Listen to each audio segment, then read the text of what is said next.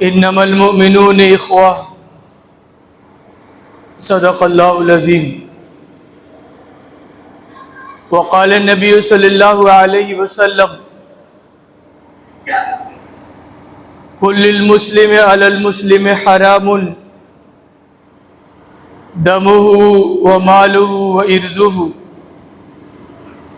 او کما قال علیہ الصلاۃ والسلام۔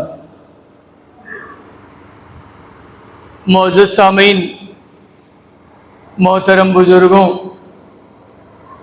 اور عزیز ترین نوجوان ساتھیوں، دیکھیے یہ اللہ پاک کا بڑا کرم ہے، بڑا احسان ہے کہ جس دنیا میں ہم اور آپ رہتے ہیں، اللہ پاک نے دنیا کا نظام چلانے کے لیے، دنیا صحیح طریقے سے چلے، رشتوں کی بہت ساری بنیادیں ڈال دی۔ سب سے بڑا جو رشتہ ہے اس دنیا میں جو اللہ پاک نے بنایا وہ ایمان کا رشتہ ہے، انسانیت کا رشتہ ہے۔ یہ جو انسانیت کا رشتہ ہے، اس رشتے کی بنیاد پر دنیا کے جتنے بھی انسان ہیں، چاہے وہ ہندو ہوں یا مسلمان ہوں، سکھ ہو یا عیسائی ہوں، تمام کے تمام انسان انسانی رشتے کی بنیاد پر قرآن مجید کی نگاہ میں، اسلام کی نگاہ میں سب آپس میں بھائی بھائی ہیں۔ اللہ کے رسول صلی اللہ علیہ وسلم نے ایک جگہ فرمایا کہ کلکم بنی آدم، تم سب کے سب آدم کی اولاد ہو، وہ آدم خلق من تراب، اور آدم کو اللہ پاک نے مٹی سے بنایا، یعنی ہماری حیثیت برابر ہے۔ انسان ہونے کی بنیاد پر یہ پہلا رشتہ ہے، انسانیت کا رشتہ، مانوتا کا رشتہ۔ دوسرا جو رشتہ ہے وہ خون کا رشتہ ہے، بلڈ ریلیشن جس کو ہم کہتے ہیں۔ بھائی چچا کا بھتیجے سے رشتہ ہے، ماما کا بہنے سے رشتہ ہے، دادا کا پوتے سے رشتہ ہے، ناتی کا نانا سے رشتہ ہے، اور باپ کا بیٹے سے رشتہ ہے۔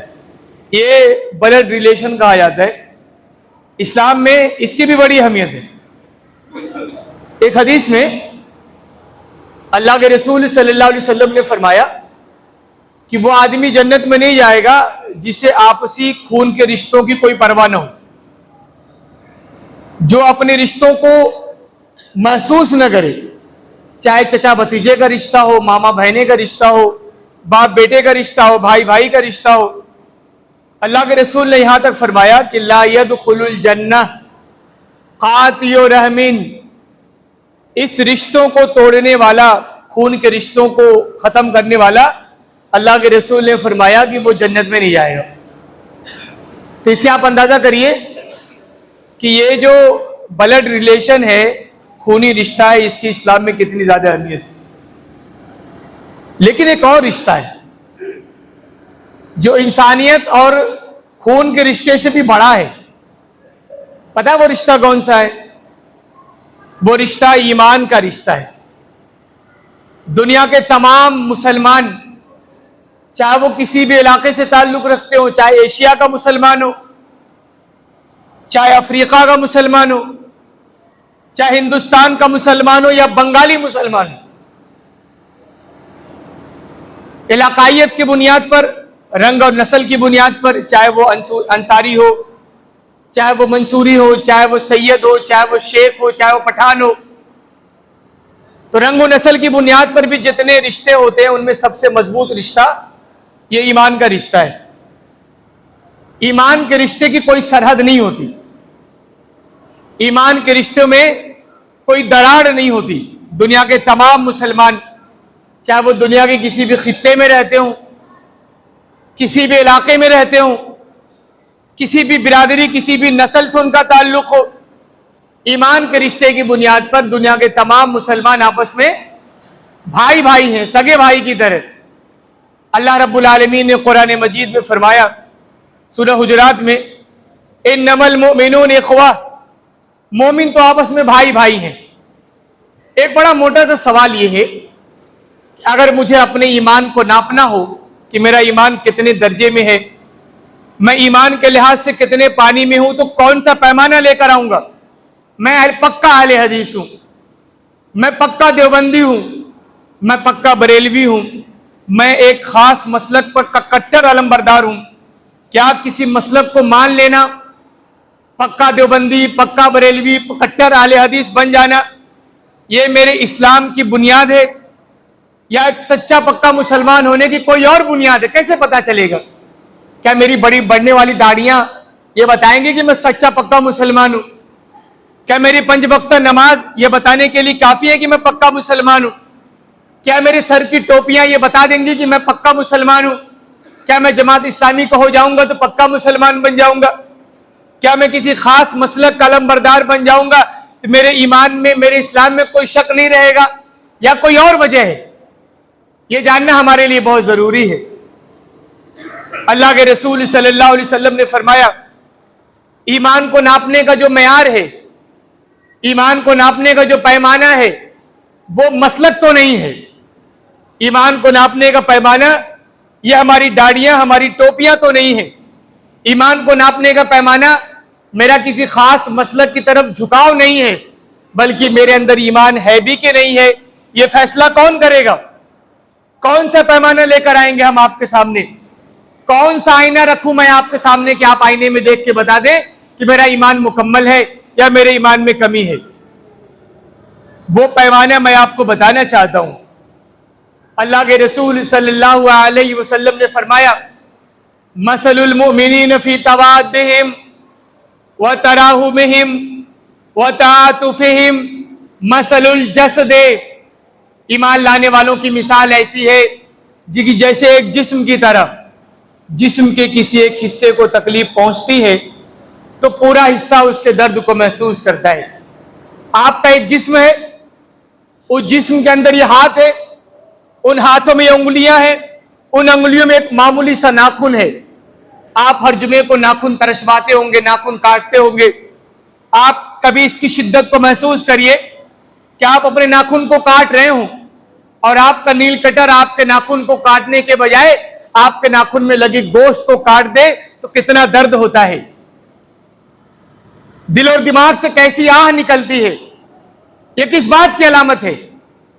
کہ آپ کے ناخن کا رشتہ آپ کے جسم سے جڑا ہوا ہے. آپ اپنے ناخن کو کاٹ دیں، ناخن میں لگے ہوئے گوشت کو کاٹ دیں اور آپ کے دل و دماغ میں کوئی فرق نہ پڑے، آپ کے بدن سے خون کا ایک قطرہ نہ نکلے، آپ کے دل و دماغ میں آہ اور سسکیاں نہ بھری جائے. یہ کس بات کی علامت ہے؟ یہ اس بات کی علامت ہے کہ یا تو آپ کا ناخن مردہ ہو چکا ہے یا آپ مردہ ہو چکے ہیں. یہ اسی بات کی پہچان ہے. اگر آپ زندہ ہوں گے، آپ کا ناخن زندہ ہوگا، آپ کے ناخن کا رشتہ آپ کے انگلی کے گوشت سے برقرار ہوگا تو آپ کو درد محسوس ہوگا، آپ اس کی کسک کو محسوس کریں گے. میرے مسلمان بھائیوں، بندول کے نوجوانوں، میں نے یہ مثال آپ کو اس لیے دی تاکہ آپ ایمان کی کسک کو محسوس کریں. دنیا بھر کے مسلمان، چاہے وہ کسی بھی خطے میں رہتے ہوں، دنیا کا کوئی بھی مسلمان، چاہے وہ کسی بھی ذات برادری سے تعلق رکھتا ہے، اگر وہ مصیبت میں ہے، اگر وہ پریشان ہے، اگر اسے علاج کے لیے پیسوں کی اور آپ کے تعاون کی ضرورت ہے اور آپ اس کے درد کو محسوس نہیں کرتے تو آپ پکے دیوبندی تو ہو سکتے ہیں، کٹر بریلوی بھی ہو جائیں گے اور پکے اہل حدیث بھی بن جائیں گے، لیکن خدا کی قسم آپ مومن تو نہیں بن سکتے. اگر آپ ایک مسلمان کے درد کو محسوس نہیں کرتے، اگر آپ ایک مسلمان کی کسک کو محسوس نہیں کرتے، اگر مسلمانوں کے اوپر ہونے والے ظلم و ستم دیکھ کر آپ کے آنکھ سے آنسو کا ایک قطرہ نہیں گرتا، تو میرے بندول کے نوجوانوں، میرے گاؤں کے لوگوں، آپ کو سب سے پہلے اپنے ایمان کی فکر کرنی چاہیے. آپ کا سب کچھ سلامت ہے لیکن آپ کا ایمان سلامت نہیں ہے. چاہے وہ برما کے مسلمان ہوں، اگر برما کے مسلمانوں پر ہونے والے ظلم و ستم کو آپ نے دیکھا اور اسے ظلم نہیں سمجھا آپ نے تو آپ کا ایمان سلامت نہیں ہے. اگر بنگلہ دیش کے مسلمانوں کے ساتھ غلط ہو رہا ہے، عراق کے مسلمانوں کے ساتھ غلط ہو رہا ہے، شام کے مسلمانوں کے ساتھ غلط ہوا، افغانستان کے مسلمانوں پہ ظلم و ستم کے پہاڑ توڑے گئے، اور ادھر 2 سالوں سے غزہ کے مسلمانوں کے ساتھ جو کچھ ہو رہا ہے، اگر بندول کے مسلمانوں نے غزہ کے مسلمانوں کے درد کو محسوس نہیں کیا، اگر ہم نے غزہ والوں کے ساتھ اظہار یکجہتی کا مظاہرہ نہیں کیا، اگر ہم غزہ والوں کو اپنی دعاؤں میں یاد نہیں رکھتے، تو بندول کے نوجوانوں، آپ ایک مسلمان تو ہو سکتے ہیں لیکن آپ ایک مومن تو نہیں ہو سکتے۔ تو دنیا کے کسی بھی خطے میں، دنیا کے کسی بھی کونے میں، دنیا کے کسی بھی علاقے میں اور دنیا کی کسی بھی برادری میں اگر مسلمانوں کے ساتھ ظلم ہو رہا ہو، اس ظلم کو ظلم سمجھنا، اس کے درد کی کسک کو اپنے دل و دماغ میں محسوس کرنا، یہ بحیثیت ایمان، یہ میری بھی ذمہ داری اور آپ کی بھی ذمہ داری ہے۔ کوئی حکومت اس ذمہ داری پہ پارا نہیں لگا سکتی، کوئی قانون اس نظریات کو روک نہیں سکتا۔ یہ ہمارے ایمان کا معاملہ ہے اور ہم اپنے ایمان میں کسی کی مداخلت برداشت نہیں کرتے۔ بندول کے نوجوانوں، بندول کے بزرگوں اور میرے عزیز ترین ساتھیوں، میں آپ کو ایک مثال دے کر سمجھانے کی کوشش کرتا ہوں۔ غزہ کے مسلمانوں کے ساتھ جو کچھ ہو رہا ہے، ان 2 سالوں میں پوری دنیا کے انسانوں نے اس منظر کو لائیو دیکھا ہے۔ شاید انسانی تاریخ میں ایسا کوئی دور نہیں آیا، چاہے افغانستان کی جنگ رہی ہو، چاہے ویتنام کی جنگ رہی ہو، چاہے فرسٹ ورلڈ وار کا معاملہ رہا ہو، چاہے سیکنڈ ورلڈ وار کی جنگیں رہی ہوں، چاہے شام کی بے پناہ ہولناکیوں کا معاملہ رہا ہو، پوری دنیا نے کسی بھی جنگ کو اس طریقے سے 2 سال لائیو نہیں دیکھا۔ یہ غزہ کی واحد جنگ ہے دنیا میں جو پوری دنیا والے روز اپنی آنکھوں سے دیکھتے ہیں، میں بھی دیکھتا ہوں، آپ بھی دیکھتے ہیں۔ سوشل میڈیا کا زمانہ ہے، انٹرنیٹ کا زمانہ ہے، یوٹیوب کے دور میں ہم جی رہے ہیں۔ غزہ کے ایک ایک ویڈیو ہمارے سامنے آتی ہیں۔ بندول کا کوئی بچہ نہیں کہہ سکتا کہ مجھے غزہ والوں کے درد کے بارے میں پتہ ہی نہیں تھا۔ نصیر پور کا کوئی نوجوان یہ دعویٰ نہیں کر سکتا کہ مجھے غزہ کے مسلمانوں کے حالات سے آگاہی نہیں تھی۔ پوری دنیا کا مسلمان جانتا ہے۔ یہ کس بات کی علامت ہے؟ اللہ پاک نے یہ جو نظام بنایا ہے، اللہ پاک نے یہ جو انتظام کیا ہے، اصل میں اللہ پاک پوری امت پر حجت تمام کرنا چاہتا ہے اور اللہ نے حجت تمام کر دی۔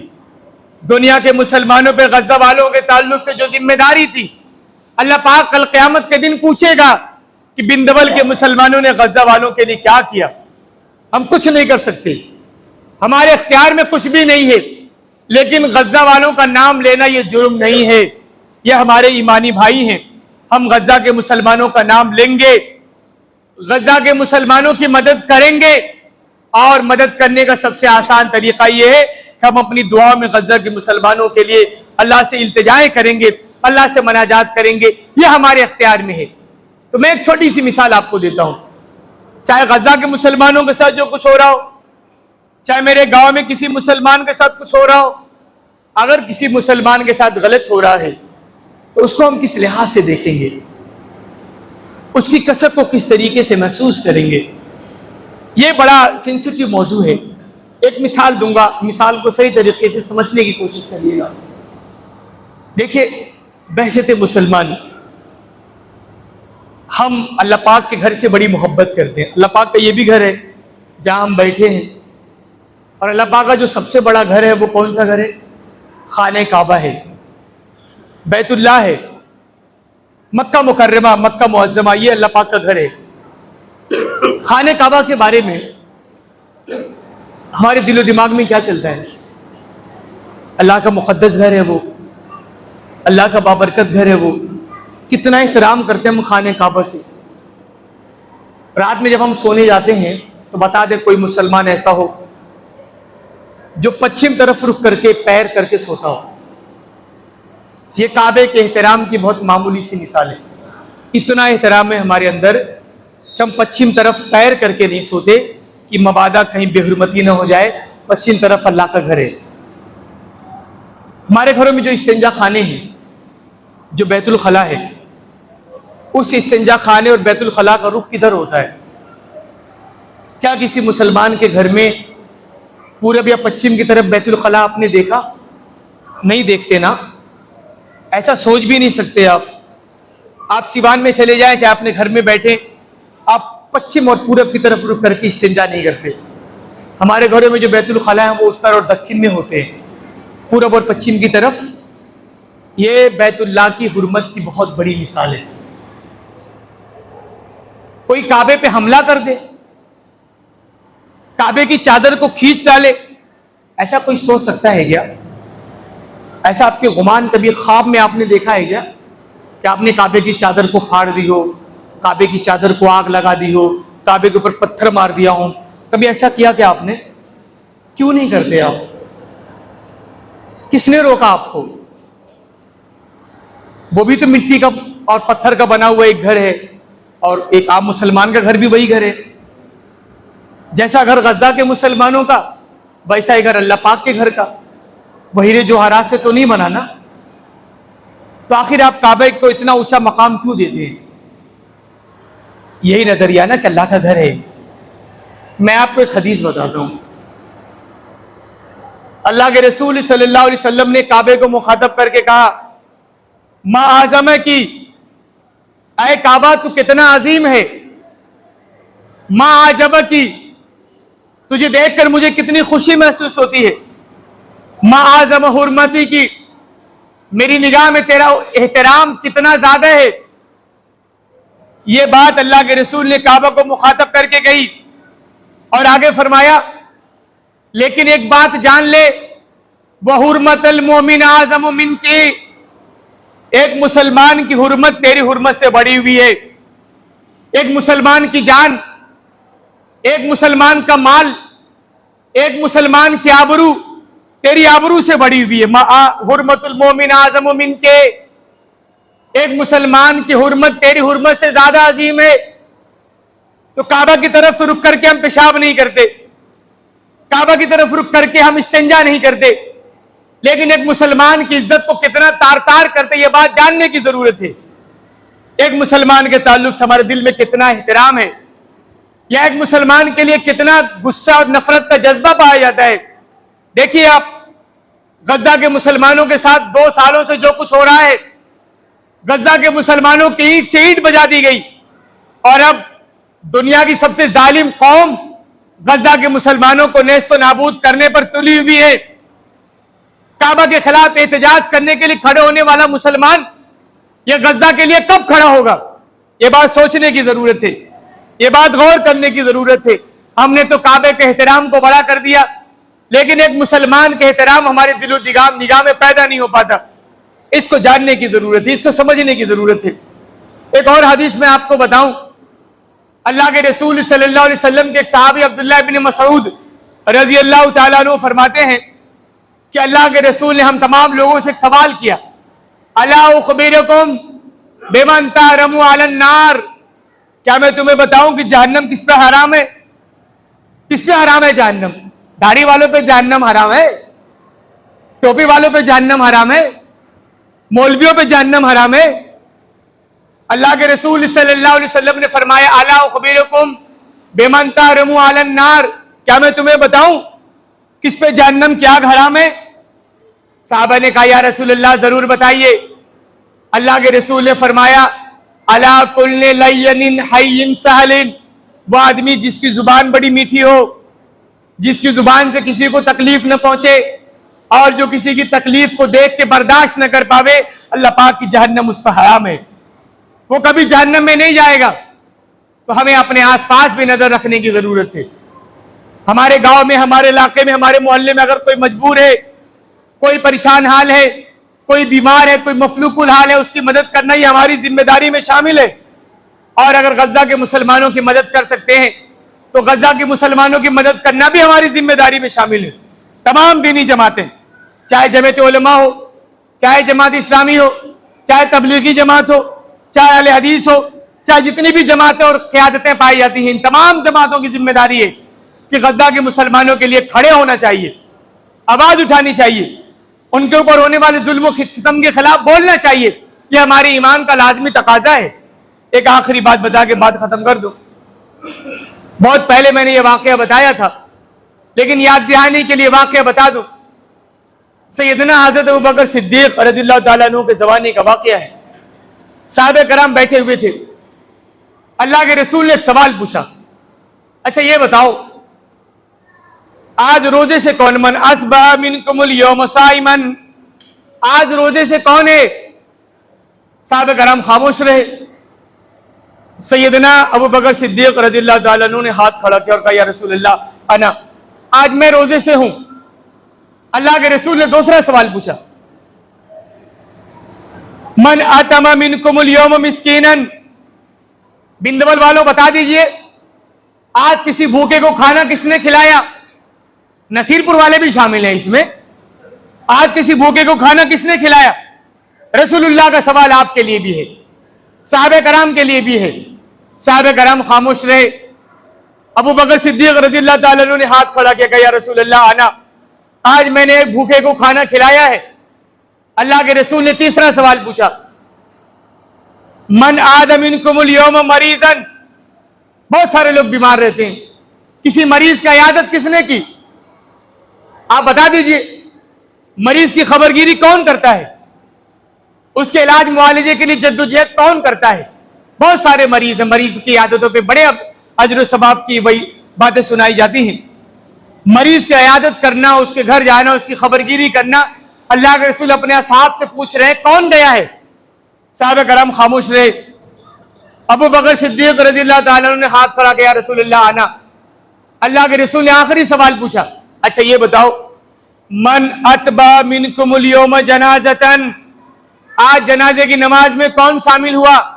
وہاں بہت سارے لوگوں نے ہاتھ اٹھایا. ابو بکر صدیق رضی اللہ تعالیٰ عنہ نے بھی ہاتھ اٹھایا کہ رسول اللہ میں آج جنازے کی نماز میں گیا ہوں. پتہ ہے اللہ کے رسول نے کیا اعلان کیا دنیا بھر کے مسلمانوں کے لیے؟ ما اجتمعنا فی ھذا الامر فدخل الجنہ، جس مسلمان کے اندر چاہے اس کے پاس داڑھی ہو یا نہ ہو، اگر یہ کوالٹی جمع ہو گئی، یہ چار خوبیاں جمع ہو گئی، تو اللہ کے رسول نے فرمایا میں اس کے جنتی ہونے کی ضمانت دیتا ہوں. کتنی بڑی بات ہے. تو جنت کا ملنا بڑا آسان ہے اور جہنم سے بچنا بھی بڑا آسان ہے، لیکن اس کے لیے ہمیں محنت کرنے کی ضرورت ہے، اپنے آپ کو بیدار کرنے کی ضرورت ہے، صحیح تعلیم کو جاننے کی ضرورت ہے. بندول کے نوجوانوں، میرے بزرگوں، میرے عزیزوں، موجودہ حالات بہت اچھے نہیں ہیں. چاہے غزہ کے حالات ہوں، چاہے اعظم گڑھ کے مسلمانوں کے حالات ہوں. ہم بڑے خوش تھے کہ اعظم گڑھ کے مسلمانوں کا تحفظ تو یقینی ہے. ہمیں یقین بھی نہیں تھا کہ اعظم گڑھ کے مسلمانوں کا بھی نمبر آئے گا. میں اکثر یہ بات کہا کرتا تھا کہ میرے قتل پر آپ بھی چپ ہیں، آپ کے قتل پر میں بھی چپ. میرا نمبر اب آیا ہے، میرے بعد کا نمبر آپ کا ہے. کل بھاواپور کا نمبر آیا تھا اور پرسوں بندول کا نمبر آ جائے گا. اس بات کے علامتی طور پہ محسوس کریے. یہ بات بھولنے والی نہیں ہے، یہ بات یاد رکھنے والی ہے، رونگٹے کھڑی کر دینے والی ہے. اتنا بڑا مسلمانوں کا گاؤں اور مسلمانوں کی اتنی بڑی آبادی، ایک مسلمان میں نے نہیں دیکھا کھڑا ہو گیا ہو ہم بلڈوزر چلنے نہیں دیں گے، عدالتی کارروائی کے بغیر یہ حرکت ہونے نہیں دیں گے. قانون مر گیا ہے، لیکن اس کے ساتھ ساتھ مسلمانوں کا ضمیر بھی مر گیا ہے. یہ بات جاننے کی ضرورت ہے، اس بات کو محسوس کرنے کی ضرورت ہے. مسلمانوں، نوجوانوں، یہ سچ ہے، یہ حق ہے اور حق بات کہنے سے کوئی روک نہیں سکتا. تو اللہ پاک سے دعا ہے کہ اللہ تعالیٰ ہم تمام مسلمانوں کو کم سے کم اپنی اپنی فکر کرنے کی توفیق دے دے، اپنا اپنا محاسبہ کرنے کی توفیق دے دے. ہم غزہ والوں کے ساتھ کھڑے نہیں ہو سکتے تو کم سے کم اپنے گاؤں والوں کے ساتھ تو کھڑے ہو سکتے ہیں، اپنے لوگوں کے ساتھ تو کھڑے ہو سکتے ہیں. یہ ہماری مذہبی ذمہ داری بھی ہے، یہ ہماری سماجی ذمہ داری بھی ہے، یہ ہماری اخلاقی ذمہ داری بھی ہے، اور یہ ہماری ایک انڈین ہونے کے ناطے ایک شہری ذمہ داری بھی ہے. اللہ پاک سے دعا ہے کہ اللہ تعالیٰ ہم تمام مسلمانوں کو اپنی اپنی ذمہ داریوں کو ادا کرنے کی توفیق دے دے. اللہ پاک سے دعا ہے کہ ہمیں ایک دوسرے کی مدد کرنے کی طاقت دے دے. اللہ پاک سے دعا ہے ہمیں بے سہاروں کا سہارا بننے کی اور مظلوموں کی داد رسی کرنے کی توفیق اور طاقت سے نواز دے. آمین یا رب العالمین. وآخر دعوانا ان الحمد للہ رب العالمین. صدق اللہ العلی العظیم ونفعنی وإياكم بالآیات والذکر الحکیم. انہ تعالی جواد کریم ملک بر رؤوف رحیم. صدق اللہ العظیم.